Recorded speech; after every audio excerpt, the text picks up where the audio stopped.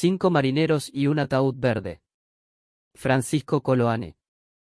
Un día de principios de invierno arribó a Punta Arenas un barco tan deslastrado que llevaba más de media paleta de la hélice fuera del agua, el casco plomizo, algo descascarado por la intemperie o por las faenas de pintura en alta mar, estaba surcado de grandes manchas de azarcón rojo que semejaban heridas cuya sangre aún no se lograba restañar. En sus prolongadas singladuras, generalmente estos vagabundos pasan de largo por el estrecho de Magallanes, y si se detienen en el puerto lo hacen solo para arreglar algún desperfecto de sus máquinas o alguna avería vital.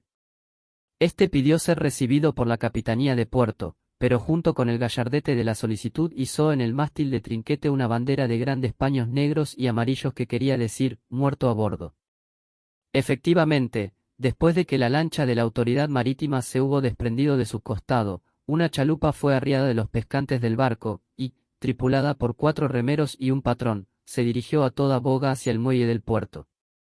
La embarcación atracó cerca del malecón, que a esa hora de la baja marea se encontraba bastante alejado del nivel del mar.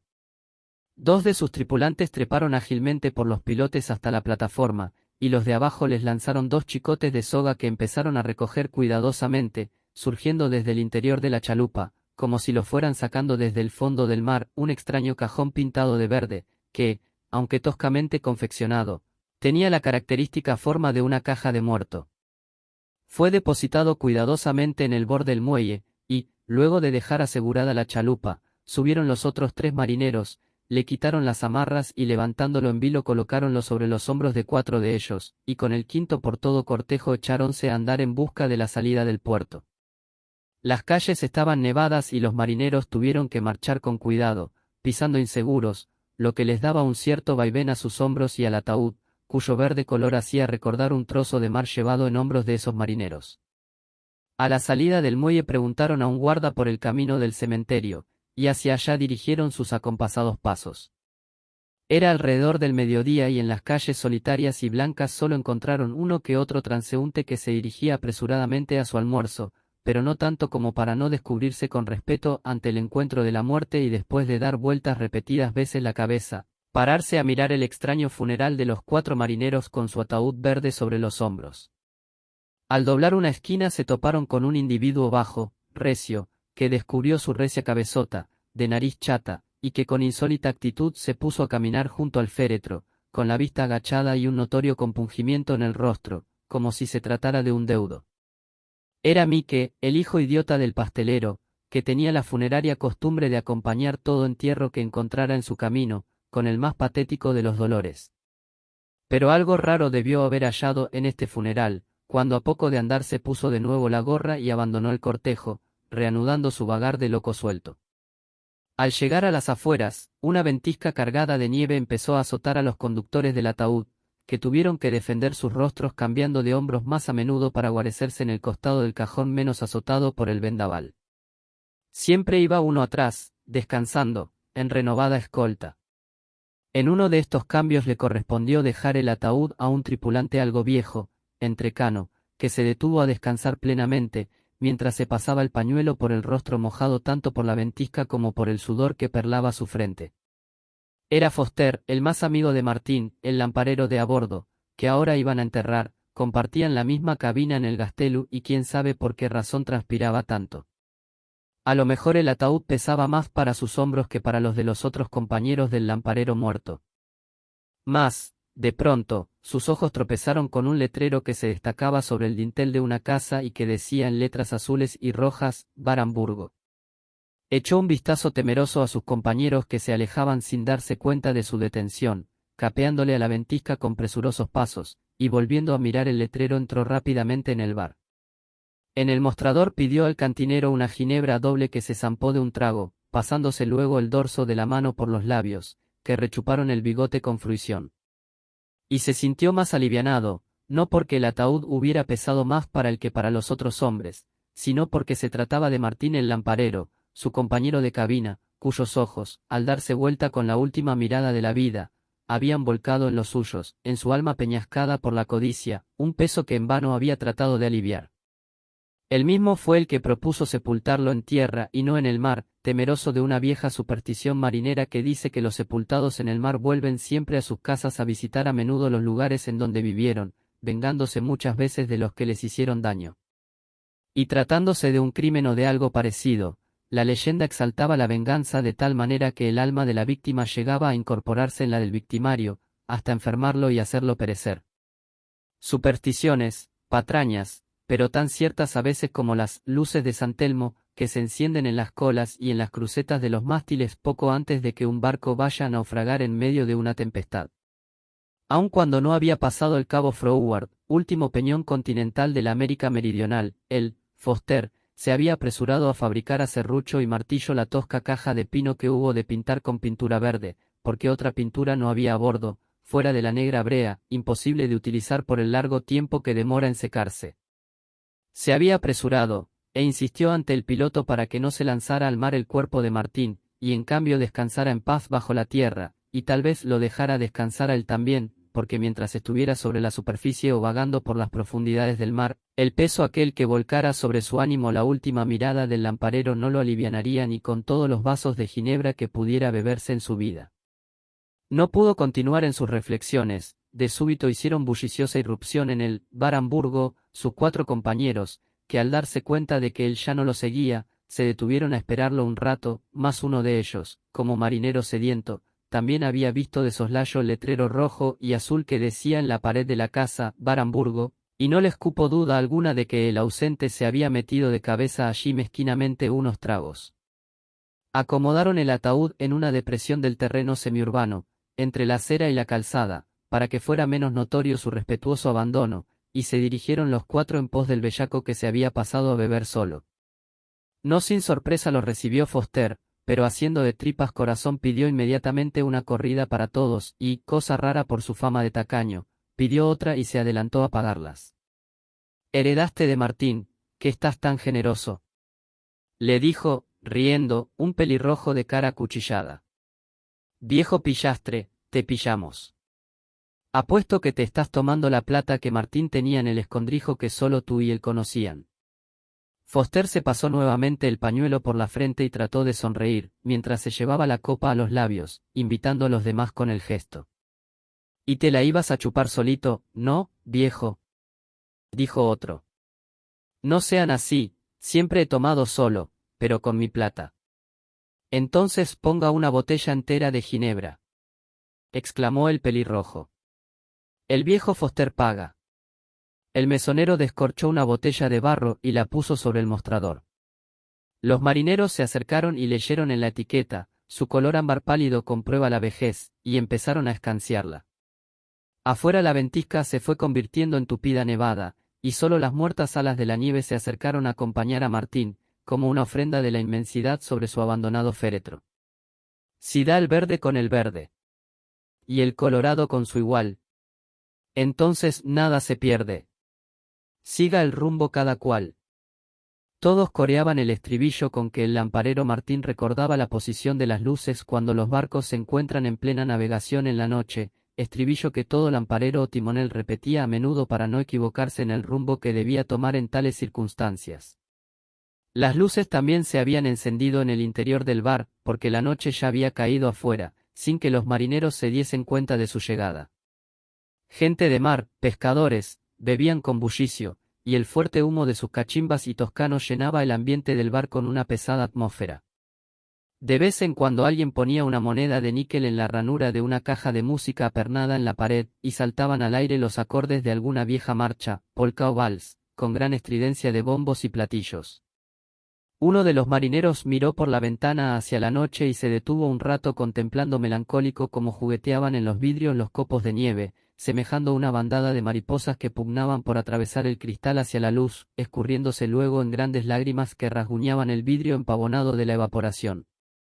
La música, el bailoteo de los alados pies de la nieve en los vidrios a su destemplado ritmo, quizás que, trajeron a la mente del marinero una obsesión, y se levantó para conversar al oído con uno de los mesoneros del bar. Después se quedó un rato pensativo, acodado junto al mostrador y mirando hacia sus 4 compañeros. El viejo Foster dormitaba y los otros 3 bebían pausadamente, anegados ya por el alcohol. Lanzó un solapado silbido que solo fue percibido por el pelirrojo de cara acuchillada, que se acercó al instante al mesón. «¿Vamos a divertirnos por ahí?», propuso. «All right», contestó el pelirrojo, haciendo restallar la lengua, pero, dudando de pronto, agregó, «y Martín. Que lo entierren ellos, si pueden», replicó haciendo un gesto despectivo hacia los que continuaban en la mesa. Salieron sigilosamente y la noche se los tragó. Solo después de un largo rato los de adentro se percataron de la ausencia, pero la borrachera había sido tan súbita, que poca cuenta se daban de la hora y de las circunstancias en que se hallaban. «Vamos, a enterrar a Martín», balbuceó uno de ellos. «Cuando los otros vuelvan», profirió el otro. Foster continuaba dormitando pesadamente y despertaba de tarde en tarde solo para estirar la mano y llevarse, vacilante, la copa a los labios marchitos, que revivían por algunos momentos al ardiente contacto del alcohol. «Pobre Martín», gimoteó el uno.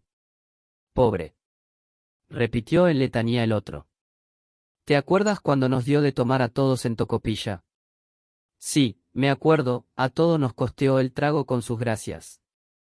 Tocaba mejor que esta endiablada música, con su armónica».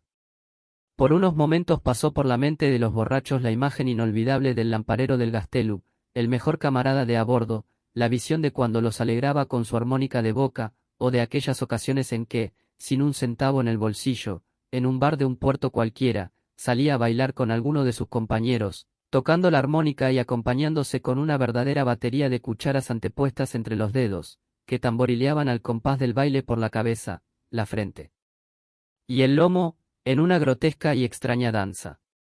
Después del baile con que hacía reír a los parroquianos, Martín saludaba y al rato era el convidado de todas las mesas, pero en ellas no podía beber sin sus estimados compañeros.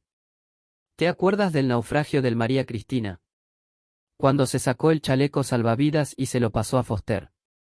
Para que se salvara, porque era más viejo que él.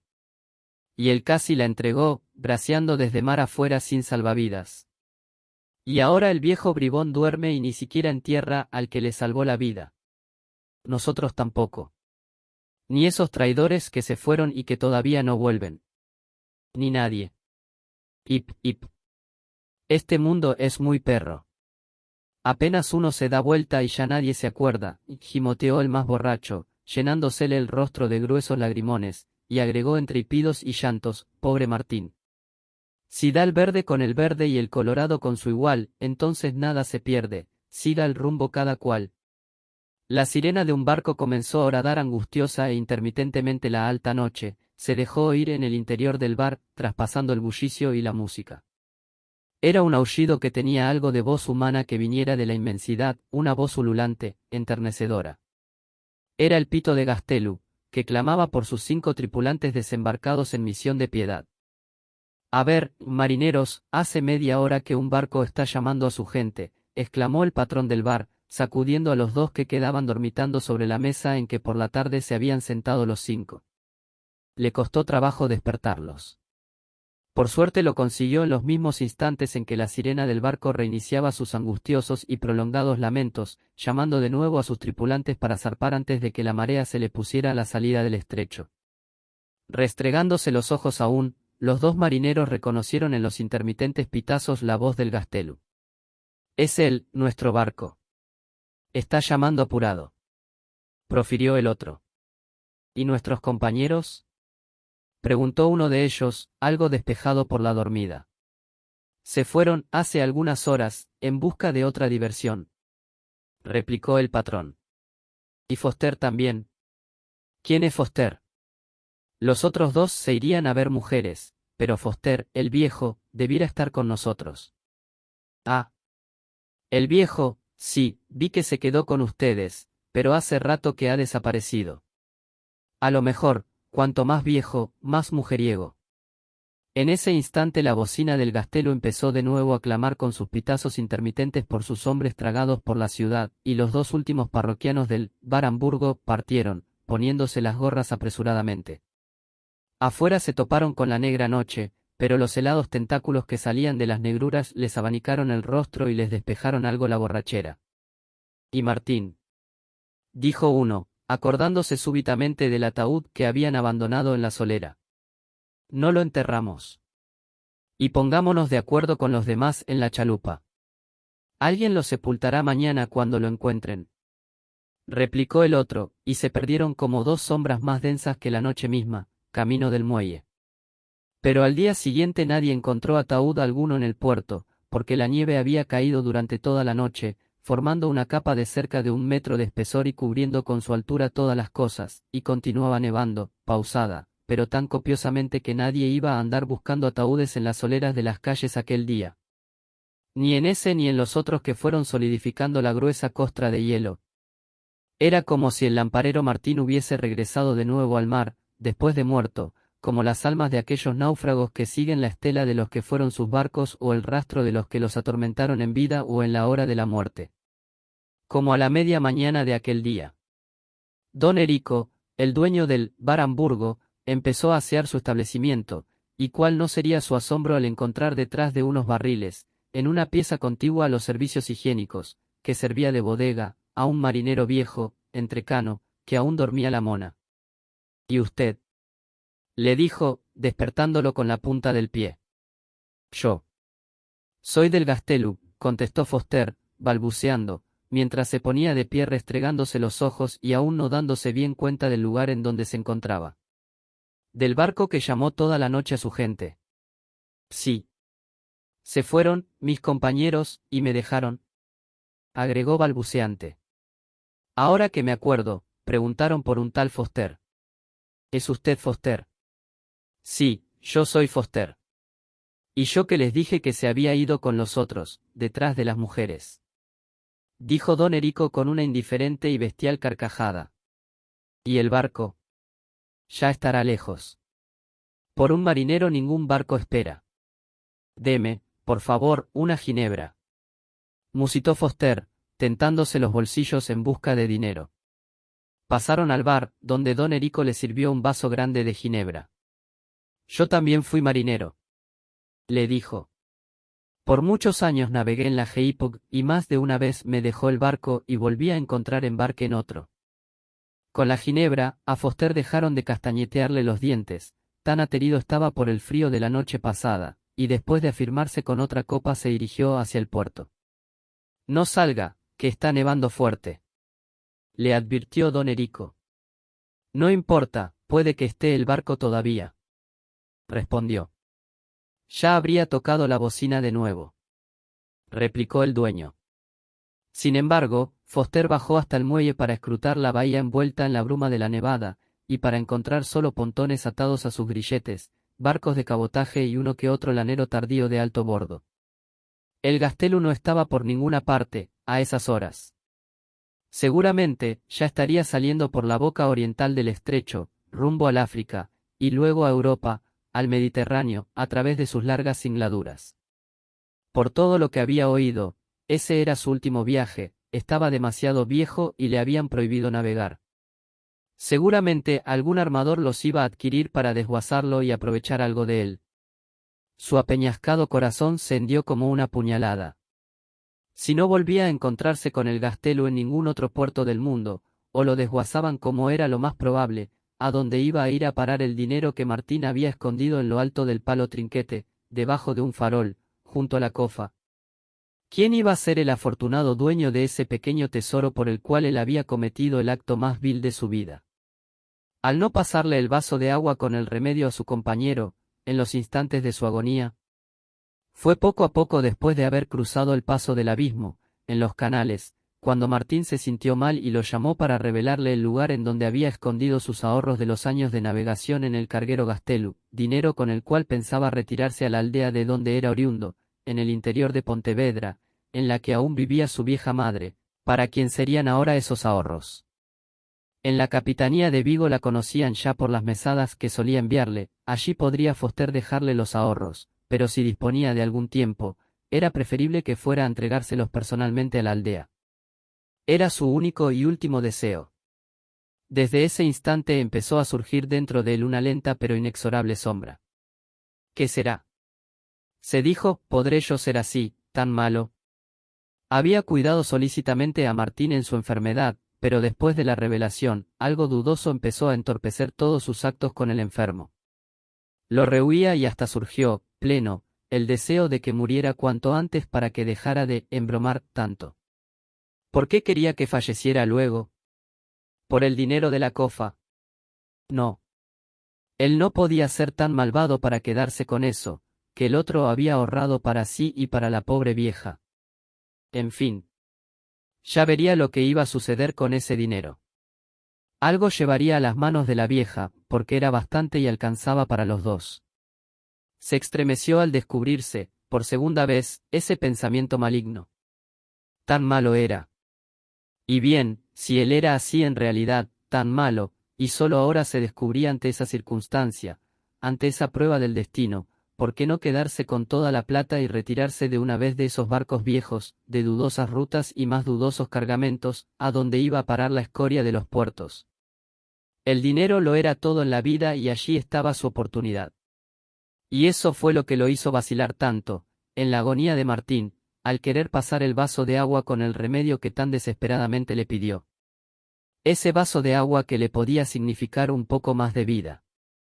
¿Quién sabe si la vida entera, porque ¿quién conocía los designios de Dios? Sin embargo, se demoró en pasarle el vaso de agua con el remedio, como si un grillete invisible lo hubiera detenido, amarrándolo a los pies. Hasta que el propio Martín se dio cuenta de las intenciones de su amigo, y entonces fue cuando el lamparero volvió esa extraña mirada sobre su malvado compañero. Fue la última, la del instante de la muerte, pero su fulgor inundó la cabina, se impregnó en las paredes y no lo dejó ya, ni siquiera dormir. Con ese fulgor de espanto u odio, esa mirada había pasado a la eternidad, había quedado en la atmósfera como un hálito más de dolor ante la humana maldad. Aire enrarecido que le empezó a circundar por todas partes desde el día de la muerte de Martín, ya fuera dando vueltas las cabillas del timón o rascando la pintura en la intemperie, allí estaba siempre impregnándolo de un raro desasosiego. Y en esa hora cruel del abandono, cuando atestiguaba definitivamente la partida del Gastelu con su pequeño tesoro escondido en el mástil hacia otros mares, la atmósfera se había enrarecido aún más, a pesar de la nevada, cuyos pétalos blancos venían, inúmeros, a palparlo, como si alguien desde la lejanía tratara de reconocer al hombre, sorprendido de que pudiera de pronto trocarse en otro hombre, en tal forma y tanto. Foster vagó por el puerto como un fantasma que busca otro fantasma.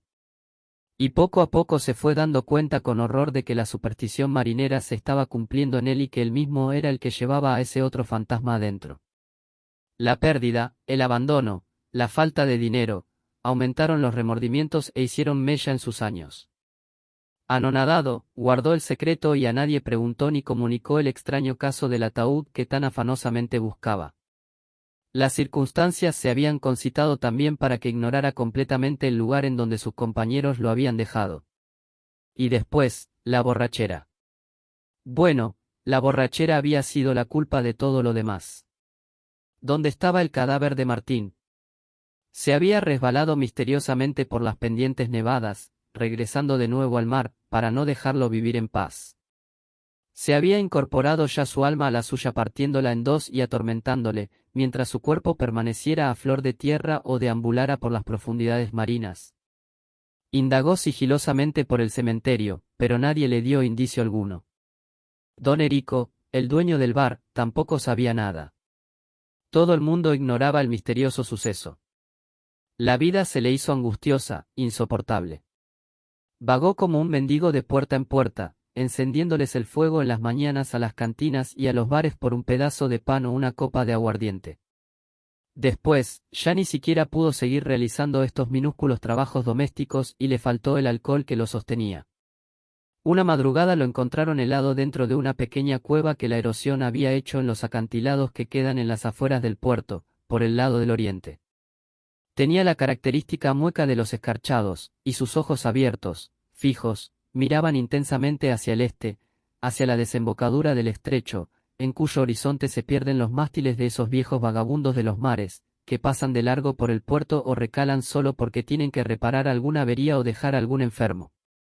Sobrevino lo que llaman el veranito de San Juan y el macilento sol austral aumentó por algunos días sus calorías, deshelando la gruesa capa de nieve que se había formado con las tormentas pasadas. En una calle de las afueras, camino del cementerio, apareció un buen día un extraño cajón de muerto, pintado de verde y con su cadáver helado adentro.